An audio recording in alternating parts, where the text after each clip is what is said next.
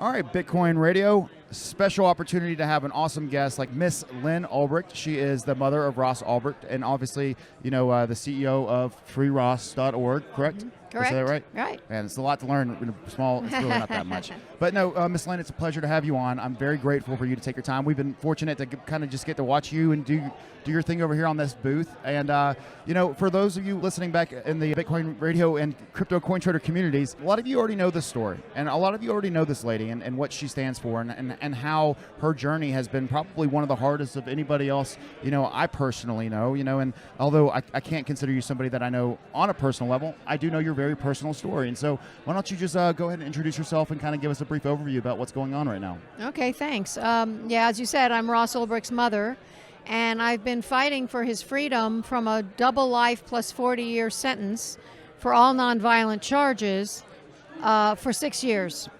He's starting his 7th year in prison, and Ross wouldn't hurt a fly. He's a very compassionate human being, and he's very much about freedom. And when he was young, he was 26 years old, he was very on fire for freedom. He was a Ron Paul guy. He supported him, brought him to Penn State. He believed in free markets and the potential for monetary freedom with Bitcoin. And he started a site called Silk Road that only took Bitcoin as a means of exchange and actually put Bitcoin on the map, according to many people who talked to me about it. And it was all about that. It was about people having choices, privacy, except if they hurt someone else. So if two people were exchanging something and it harmed a third party, another person, it was not permitted. So there was no child pornography, there was no stolen property, there were no violent services, etc. Sure. But there were drugs exchanged,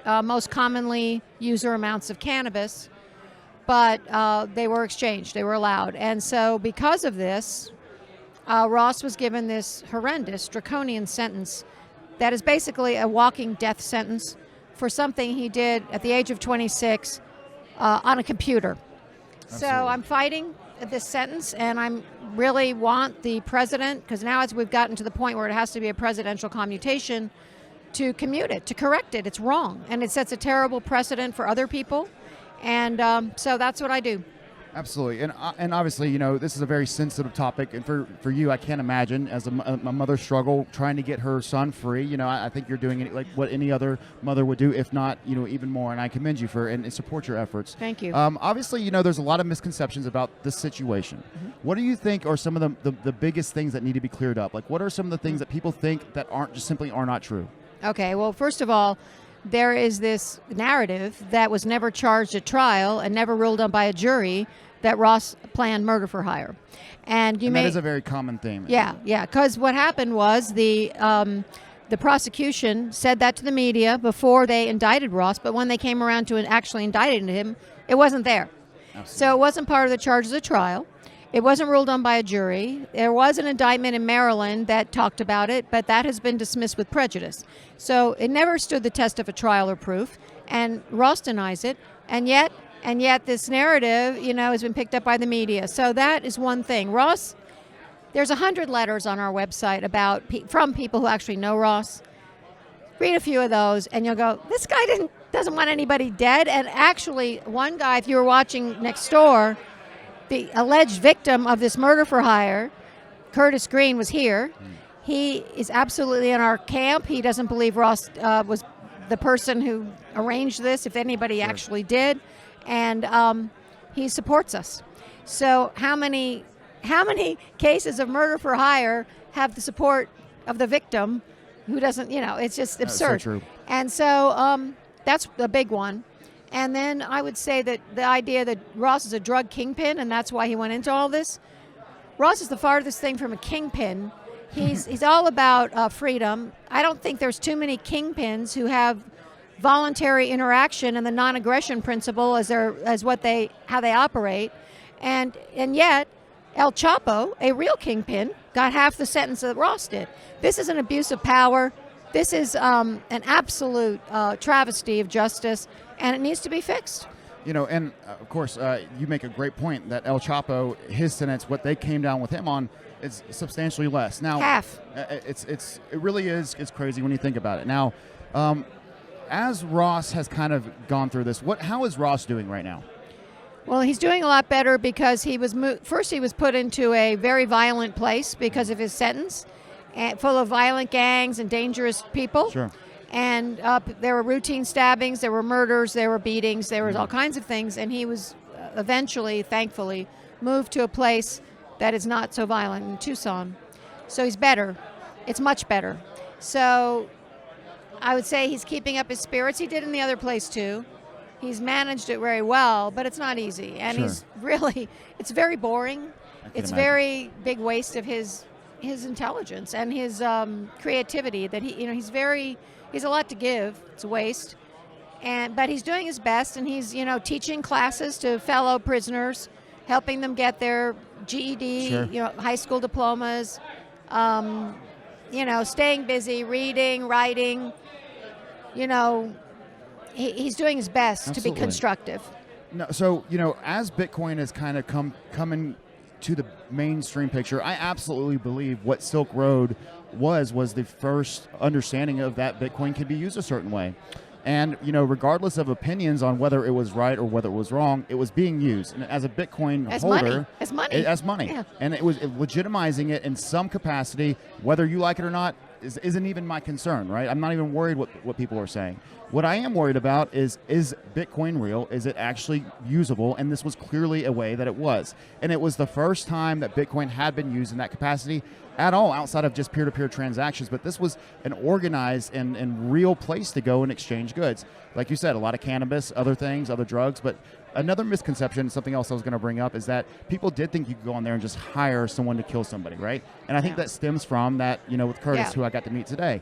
There are so many things that people just don't realize that aren't true. Now, I don't want to sit here and say I even understand the whole situation, but I do know this. I think Ross is a victim of being kind of made an example of, right? Well, they said that. And They out and out said that. We're Oh, going to make you an example. Exactly. And so because of that, and obviously it's not just something I think, it's something they actually said in court. Yep. But it's the sentence is absolutely really what's the most atrocious thing about all of this. Did he do something wrong? Maybe, right? Well, he says he regrets it. Oh. He's not, he said, look, his intentions were good. Whether there were bad things about it, you can Of course. argue.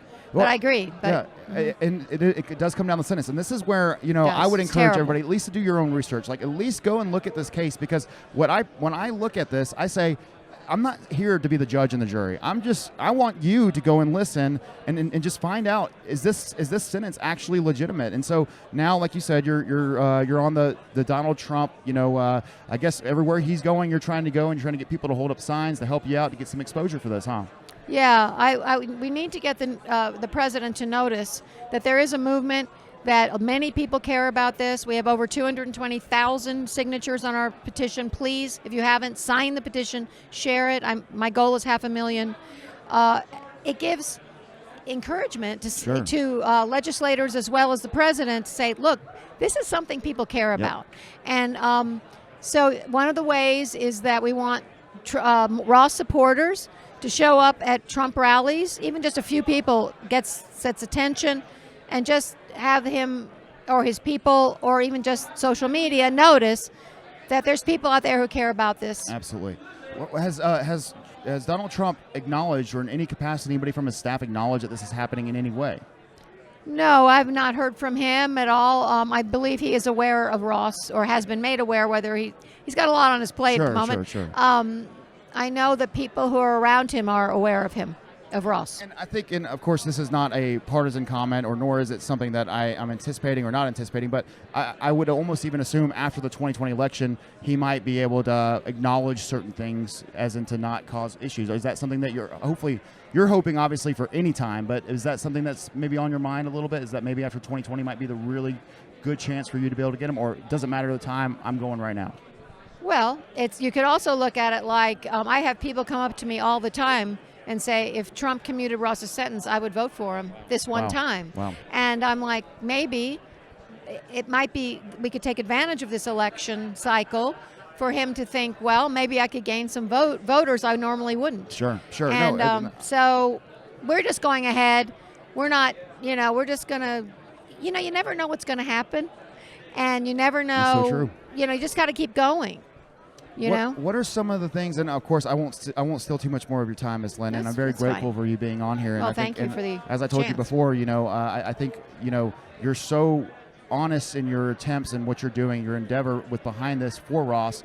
I mean, it's motherhood. It's who you are. It's his mom, and I just think it's really. I think about my mom, and what she would do for me, and I mean, I see my mom with you, in you, and I want you to be successful in everything that you're trying to do right now. Thank you. To Ross, and hopefully, and you can deliver this message for me that there's a big community, crypto coin trader that I mean, there's different opinions, and I don't want to speak for everybody, but I think as a whole, most of the crypto community is really behind him, and and you already kind of went through some of the things that can be done, but what else is there maybe you could use help with? Obviously, donations are something that I mean, there are many people who are very wealthy because of Ross's vision. Bitcoin, there's an argument that it would be unknown or very obscure if it weren't for Silk Road and what happened.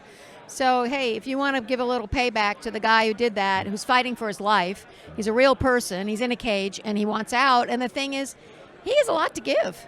He's writing things, he's thinking, he's a lot to give to this community, which he loves. And I'm going to read some things from him tomorrow. And so, yes, we could use financial support. Lawyers are very expensive.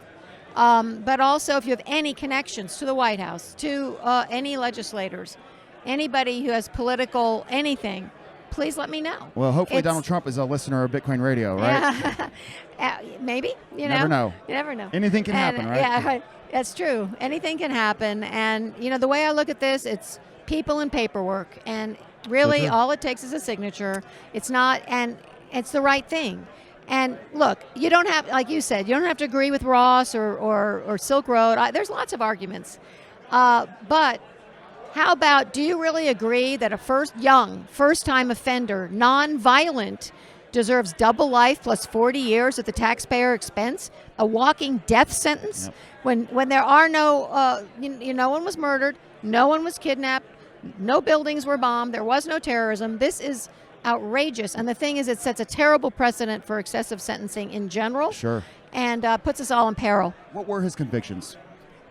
Well, they loaded on a bunch of stuff, but ultimately he was sentenced for narcotics. Well, it's all conspiracy, okay? Sure. So, and the government uses conspiracy charges to pretty much up, get you no matter what. But so it's a conspiracy to traffic narcotics or aiding and abetting that. It's not that he did it. And in fact, the biggest drug seller on the site got 10 years. Okay? This really is like something that I look at and I'm just like, man, this doesn't even make sense. It doesn't. And Ms. Lyn, I can only imagine. It's political. Sure. And absolutely. So, and then there's the kingpin charge, which is absurd. We've already discussed that. Yep. I mean, Ross is hardly a kingpin. It's a joke, except that it's, it's about this. And then there's other conspiracy, like conspiracy to hack computers because there was software on the site never proven to be sold, never proven to use as hacking, but it was on there that might have been used for hacking. He gets a conspiracy charge of hacking.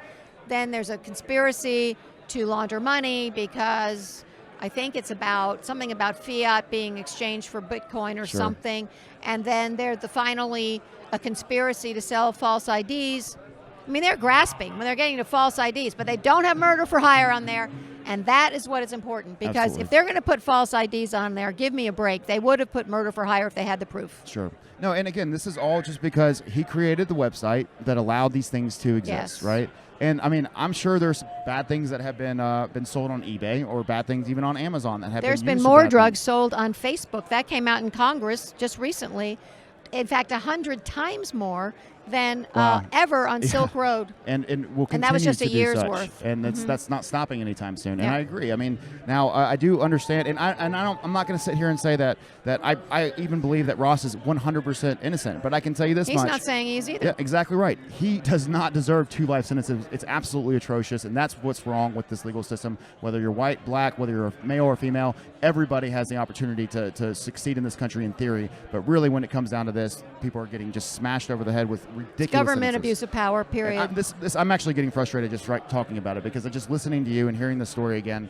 Anyways, but Ms. Lyn, again, thank you so much for coming on. Thank you. Anything we missed? Anything else you want to say? Please sign the petition. Cheers. Please, Cheers. freerust.org, and there's also a lot of information there if you want to dig deeper. Absolutely. Well, Miss Lyn, again, it's been a pleasure. It's been an honor. Thank and, of you course, so we're paying much. attention to what's going on. We can ever help you out in any way. Let me know. Thank you. All right, Appreciate cheers. it very much.